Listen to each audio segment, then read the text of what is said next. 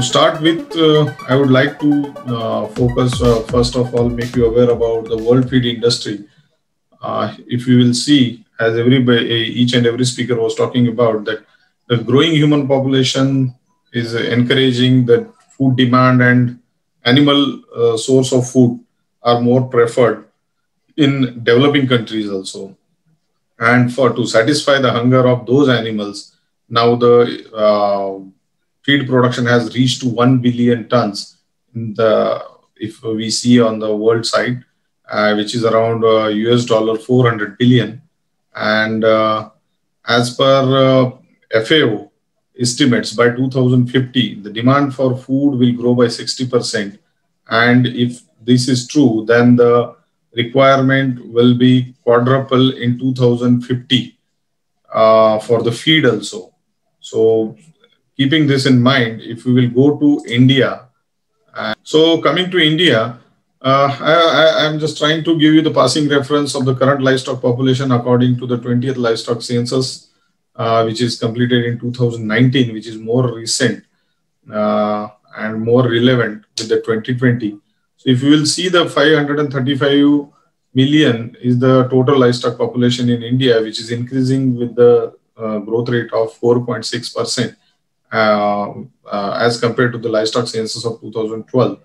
Whereas the bovine population, basically cattle, buffalo, which is important for our milk production, is 302 millions in 2019, which has shown increase of 1% over the previous census. If we will go deeper, the livestock population with the major species, here we can see that there is a growth. The total livestock population, if you will divide, cattle are contributing around 36%. Goats are contributing. Interestingly, goats and sheep put together are more than any other species, which is around 40%. And buffaloes are for 21% and pigs are 1.69. It means that in livestock population, major contribution is from the cattle and buffaloes. So as Tiwari sir was telling, and Mr. Shiva was also discussing about, the exotic crossbreed population is growing and nondescript or the indigenous cattle breed population is degrowing in India. If you will see, there is also, if you will see the whole population, the exotic crossbreed is also showing there is a degrowth. But the milch cattle from the exotic crossbreed is growing. If you will see the table number 2, you can see that there is a 39% change, 39.8% in milch breed crossbreds, and in 32% over the previous census, and nondescript are marginally increased by 0.8%, which is clearly showing that the farmers are preferring high-yielding cows, maybe Jersey, maybe Holstein, but the crossbred cow population is growing. And the second, the largest consumer of ready-made pelleted compound feed is poultry. If you will see, the whole poultry is growing by 16.81%, whereas the backyard poultry, now this backyard poultry, I think this is consists of the indigenous, not the indigenous, but the color birds also. So it is showing growth of around 45.78%, and commercial poultry is growing at a pace of 4.5%. So that now finally the commercial poultry population has came to 534 million. Next. And the third one is buffalo, sheep, and goat population. Buffaloes are growing. Buffaloes has grown by 1% over previous census, and remaining milch breeds. So if you will take only milch breed growth, it is 6% over the last previous census. Sheep and goat, we'll see the sheep are growing by 14% and the goats are growing by the 10.1%. Now this passing reference why I have given, because we can see clearly that there is a growth in livestock population of India right from 2012 to 2019. And coming to the core of feed, the feed industry is projected to grow by 898 billion by 2024. With the, I can give the reference of IMAG group, they have published one report under the Indian animal feed market, and the CAGR calculated till time is 14% for overall animal feed industry.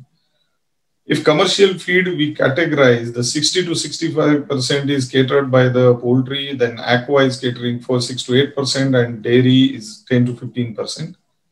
And if we combine all put together, animal feed industries means all put together, we are producing 25 to 27 million metric tons of animal feed in current scenario. That is 720 billion worth value INR, which is 12%. And out of this 720 billion, means this total 720 billion is generated with only 12% of organized players who are producing this. On the geographical front, South India is the leading animal feed market, where the Andhra Pradesh, Karnataka and Tamil Nadu, basically they are contributing higher on the poultry side, and northern part of India is contributing higher on the cattle side. This is one report. I have taken this figure from one of the report, and here we can see the organized sector. The poultry is contributing 63%, cattle is 31%, and aqua is 6%. Out of aqua 6%, 50% is fish feed and shrimp feed. And in this, 16 to 17 million metric ton is feed production for poultry, 7 to 8 million metric ton for cattle, and 0.7 to 0.8 million metric ton for fish, and for shrimp it is 0.9 to 1 million metric ton. And here the CAGR is given for financial year 2017 to 2020 is poultry 14 to 15%, cattle 10 to 11%, and aqua 4 to 5%. And shrimp is growing very faster, that too on the coastal region. That is Venamai shrimps are grown, and it is by 12 to 13% growth CAGR is seen. And if we keep in mind the CAGR mentioned there and calculate with the coming 5 years and 10 years, that is 2025 and 2030, the poultry we will be producing around 32.73 million metric ton, and cattle will be 14 million metric ton, aqua 2.6 metric tons. All put together, we will be producing 49.70 million metric ton. Today, we are producing 27 million metric ton, and we will be producing around 49 million metric ton in 2025. If we will take the same CAGR, then in 2030, it will be 19.1 million metric ton. So, if you will see in the percentage, growth percentage, it will be approximately twice than what currently we are doing in 2025. And it will be 2.5 times in 2030.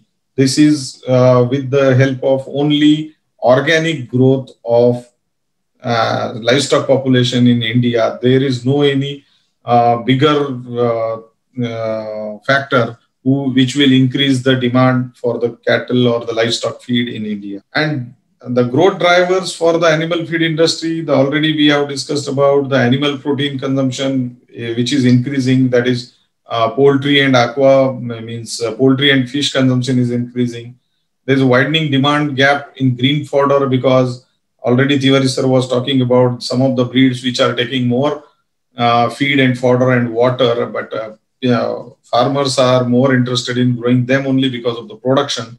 They are not looking towards the kg fat, kg SNF production from the particular breed. So green fodder gap is very high. Fodder gap is very high currently, which will automatically put pressure on demand of the cattle feed.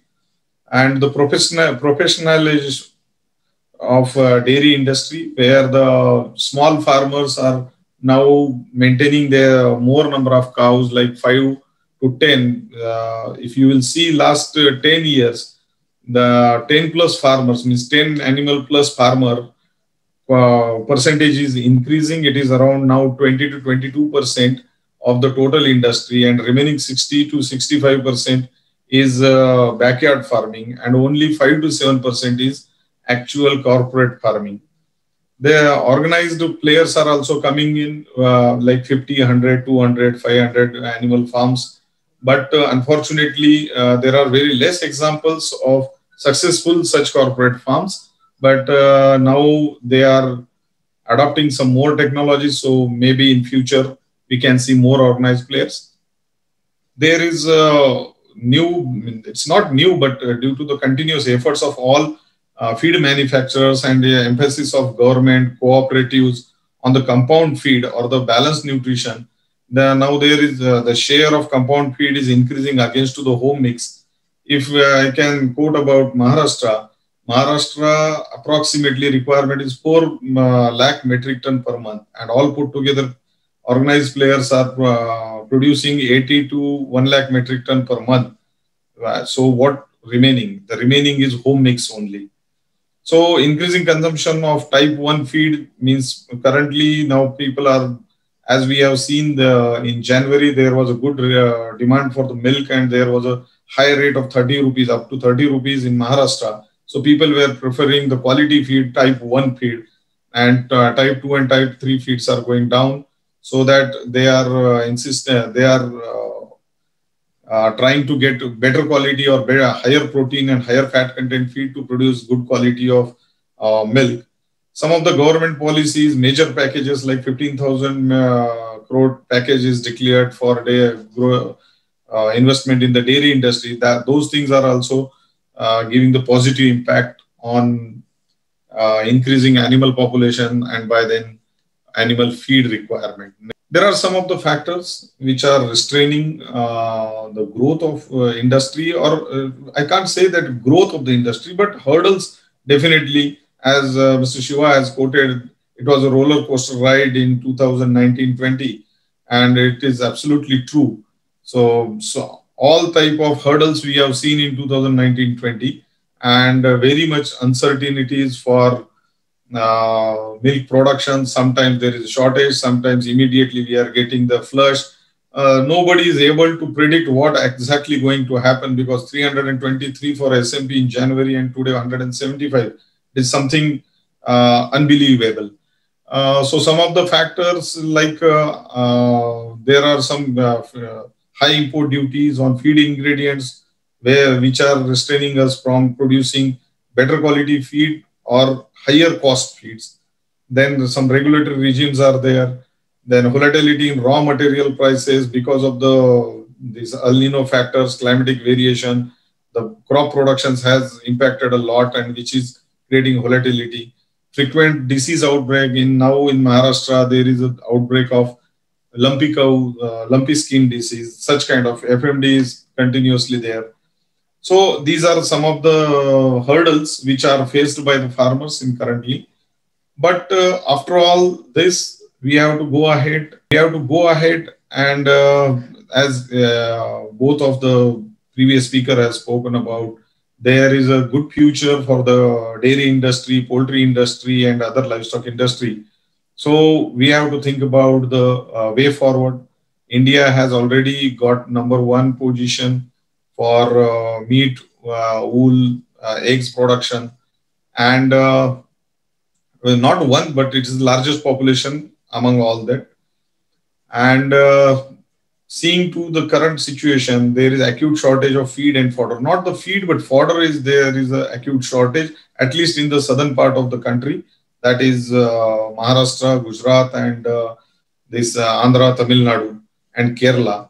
Definitely there is an acute shortage of fodder, and which is varying season to season. And currently, if we will see, the raw materials used in the production of animal feed like soybean meal and sorghum and maize are being diverted to the consumption of human, leading to a shortage in feed industry. Actually, now livestock or animal feed is competing with the human food. So this equation is coming up. Now we have to, that's why it is becoming more expensive and unviable for us to incorporate into the feed. So for getting a sustainable solution and lower cost ingredients in livestock production, we need to go for some novel ingredient which will be not competing with the human food and having some more values, and which is waste for somebody can be used as a food for animal feed. In that, in foreign countries currently, insect meal and distillers dried grain are the highly popular ingredient which are incorporated in the feed, and they are utilizing it for as a protein source. When we are now, we will just leave this point about the what the measures we can take for at feed mill level to for effective utilization, and we'll go for these novel ingredient which are called as NCRM, that is NCFR, that is non-conventional raw materials or non-conventional feed resources. Here, what I mean to say is that currently, if we have some feed formulation which is contributing, which is having protein, energy, and the filler part, and some additives. In that protein part, we are utilizing this your soybean or some other oil seed cakes, which are dependent, which are the byproduct of oil milling industry. So they are highly dependent on the crushing of the seed and the total production in the country. At the same time, if we will divert our usage, we can't divert all the usage, but we can make 10 to 15% diversion from the conventional raw material to non-conventional raw material, which will definitely reduce the pressure on the conventional raw materials. And these non-conventional raw materials, which are been said like as a inferior quality and all that, we can utilize those non-conventional raw materials with the help of some of the treatments or the processes where we can do the chaffing, grinding, or mixing or blending into some different kind uniform blending, so that we can utilize those things. Or we can do for the concept of the complete ration, we can do use these unconventional raw materials. We can use the extrusion technologies also. And so we can use some of the enzymes to improve the nutritional quality of these non-conventional raw materials. Some of the ANF anti-nutritional factors are there. So by sun drying or some other processes we can do. So some of the energy sources, I would like to just enlist some of the examples of non-conventional raw materials.